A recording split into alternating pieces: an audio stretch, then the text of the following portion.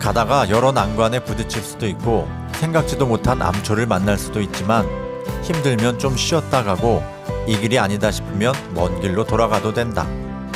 내가 가고자 하는 길엔 종착역도 종착 시간도 정해져 있지 않기 때문이다.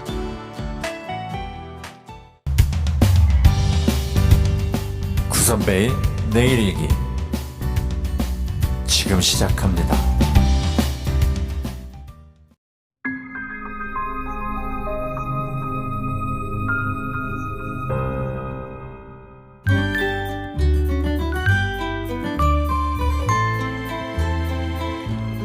(6세기경) 에티오피아의 목동인 칼디는 이상한 광경을 목격하게 된다.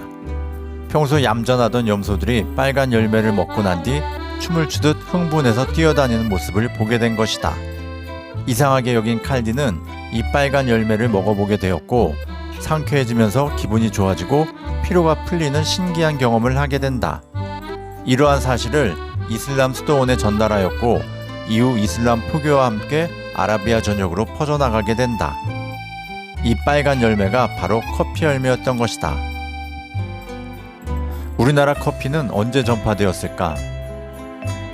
명성 황후가 시해된 을미사변으로 인해 신변의 위협을 느낀 고종 황제가 러시아 공관으로 피신하게 되면서 러시아 공사를 통해 처음 커피를 접하게 된다. 이후 덕수궁으로 환궁에서도 맛을 잊지 못해 정관원이라는 건물을 지었고 계속해서 커피를 즐겼다고 한다. 고종 황제가 커피를 즐겼던 정관원이라는 서양식 건물이 현재도 덕수궁 안에 남아있다.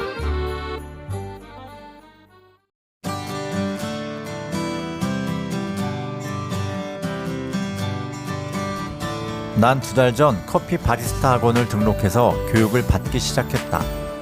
처음 학원 가는 날 회사를 그만두고 해보지 못한 낯선 길을 가기 위해 새로운 도전을 시작하게 된 것이다. 사실 회사 생활과 전혀 관련 없는 일에 도전한다는 게 망설여졌고 쉽지 않은 선택이긴 했지만 내가 할 수 있는 것이 없었기에 몸으로 부딪혀보는 수밖에 없었다. 그런데 막상 시작해보니 문제될 것이 아무것도 없었다. 새로운 걸 배우는 것에 대한 갈증이 있었던 것 같다. 그냥 재밌고 좋았던 시간이었다. 처음엔 같이 배우는 사람, 커피 관련 용어, 기계 사용법 등 모든 것이 생소하고 낯설었지만 점점 시간이 지날수록 적응되고 익숙해져 갔다. 나름 공부도 하고 노력도 많이 했다. 그렇게 테스트를 통해 바리스타 자격증을 취득하게 된다. 나는 바리스타가 된 것이다.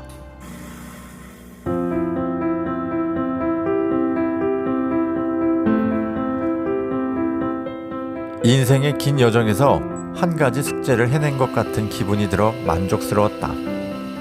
커피 바리스타가 되는 건 그리 어려운 일은 아니다. 시간과 돈만 있으면 누구나 가능한 일이다. 하지만 머릿속에만 있는 것과 그걸 직접 실행에 옮겨보는 건 정말 큰 차이가 있는 것 같다. 여태껏 해보지도 않고 남들이 하는 걸 보기만 하거나 얘기로만 듣고 섣불리 판단하는 경우가 종종 있었다.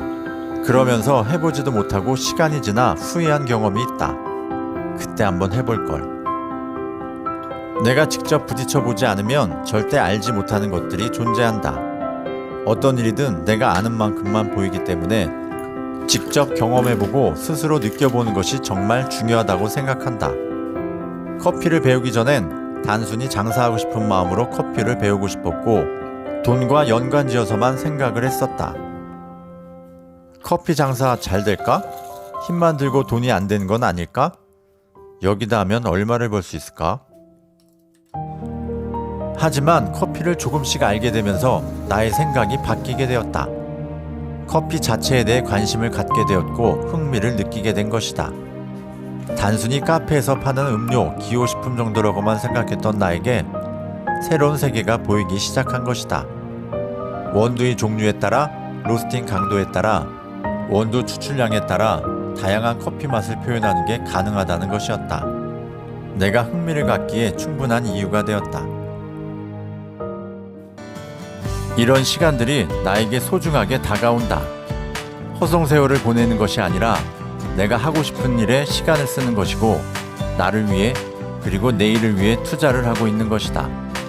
앞으로 미래가 어떻게 그려질지 알 수는 없지만 내가 그려나갈 수 있다는 자신감이 든다. 가다가 여러 난관에 부딪힐 수도 있고 생각지도 못한 암초를 만날 수도 있지만 힘들면 좀 쉬었다 가고 이 길이 아니다 싶으면 먼 길로 돌아가도 된다. 내가 가고자 하는 길엔 종착역도 종착 시간도 정해져 있지 않기 때문이다. 새로운 걸 배우고 싶어 하는 난 아직도 배고프다.